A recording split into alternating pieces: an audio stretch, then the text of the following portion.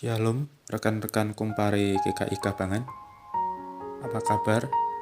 Semoga semuanya dalam keadaan sehat dan penuh sukacita. Persekutuan kali ini mengambil perikop dari surat Paulus yang pertama kepada jemaat di Korintus, pasal 11 ayat 17 hingga 22. Rekan-rekan bisa membaca perikop tersebut secara pribadi. Tema pada persekutuan kali ini yaitu Menara Gading. Pada laman Wikipedia, Menara Gading dijelaskan sebagai tempat metaforis atau atmosfer, tempat orang-orang dengan senang hati dipisahkan dari dunia lain demi kepentingan mereka sendiri. Mereka yang dalam tanda kutip sejenis membentuk kelompok dan mengabaikan orang di luar kelompoknya. Menara Gading menggambarkan sikap ketidakpedulian manusia demi kepuasan dirinya sendiri.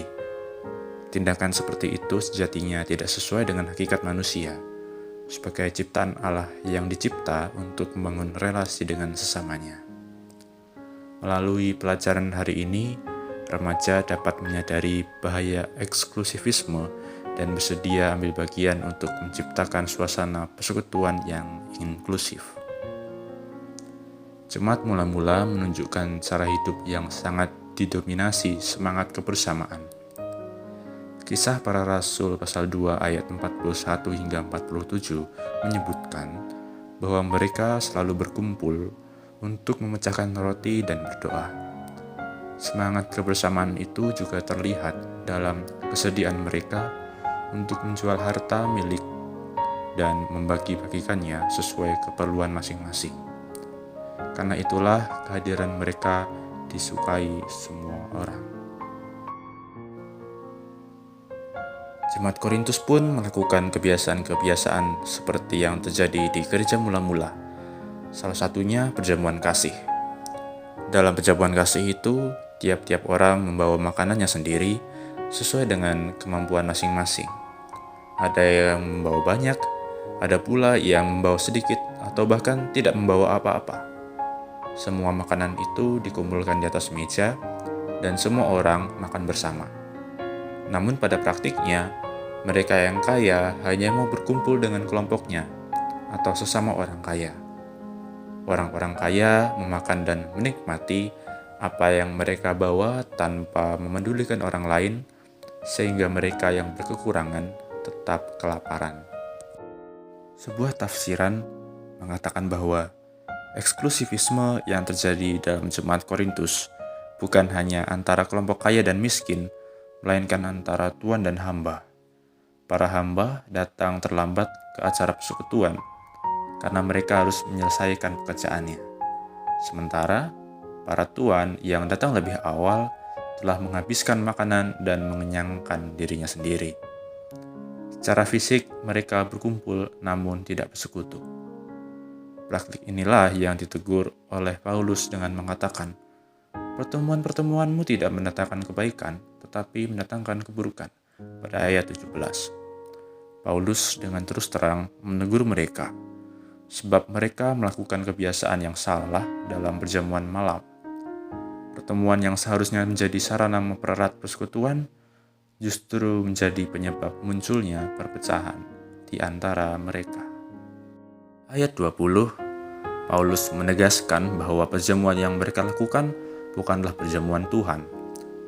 Mereka yang ada dalam jemaat Korintus telah mengubah perjamuan Tuhan yang kudus dan mulia menjadi suatu perjamuan biasa, sehingga tidak ada persekutuan di antara semua anggota yang hadir di situ. Eksklusivitas dan sikap tidak mau berbagi yang dipraktikkan oleh para orang kaya ini dikecam Paulus, bukan saja karena membawa dampak tidak sehat dalam kehidupan jemaat, namun juga karena sikap yang demikian jelas bertentangan dengan karakteristik umat Tuhan. Itulah sebabnya di ayat 22 ia berkata, apakah kamu tidak mempunyai rumah sendiri untuk makan dan minum? Atau maukah kamu menghinakan jemaat Allah dan memalukan orang-orang yang tidak mempunyai apa-apa? Apakah yang kukatakan kepada kamu, memuji kamu? Dalam hal ini aku tidak memuji. Tindakan mereka tidak lebih dari makan dan minum semata, dan bukan wujud persekutuan kasih yang sebenarnya. Sikap eksklusif dan tidak mau berbagi yang dipraktikkan oleh jemaat Korintus ini sangat kontras dengan kehidupan jemaat mula-mula. Eksklusivitas jemaat Korintus terlihat melalui ketidakmauan untuk membaur dengan mereka yang berbeda, ketidakpedulian, serta keengganan untuk berbagi. Keragaman adalah salah satu hal yang tidak dapat kita hindari dalam kehidupan bergereja. Persekutuan justru diperkaya melalui keberadaan orang-orang dengan berbagai latar belakang. Namun, tidak dapat dipungkiri bahwa keberagaman memunculkan tantangan tersendiri dalam pengelolaannya. Bahaya eksklusivitas yang terjadi dalam jemaat Korintus dapat juga terjadi dalam kehidupan persekutuan kita. Eksklusivitas dapat terjadi dalam dua bentuk. Yang pertama, bentuk internal. Dalam kehidupan persekutuan, kita terlihat melakukan berbagai kegiatan bersama.